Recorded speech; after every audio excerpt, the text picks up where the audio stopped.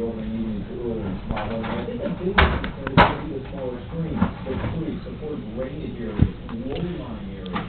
Definitely some ponding on the roadways. We're already seeing some of that.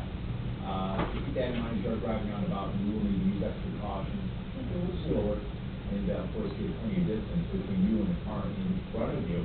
And again, as this rain does continue to fall, it is the streams, the creeks that will continue to fill up, maybe even overflowing banks, especially later today as that rain, that liquid, continues to pile up. In fact, here it is on our sky check. You can see showers continuing to work into the region. Most of it pretty moderate right now. A little bit lighter as you get further north. But those areas of Pennsylvania into the Atlantic region, more in the way of yellow showing up. That is You want a piece of toast? rainfall. Mhm. Working over the top of us here as we go into this afternoon. That's why some of the rain will be on the heavier side. And that's pretty positive. At the very least, we will see some One? minor Yes, flooding, please. if not even more of that flooding here. Again, late today. Oh, God, you're so cute. You little weasel.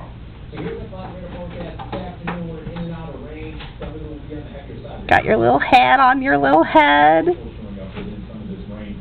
So will come down in buckets during this afternoon and evening.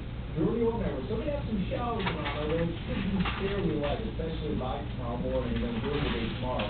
Any showers will push off. We'll even try to get some sunshine in here, at least some breaks of sunshine in here a little later in the day, although at the same time, both will help to keep this moisture out to sea.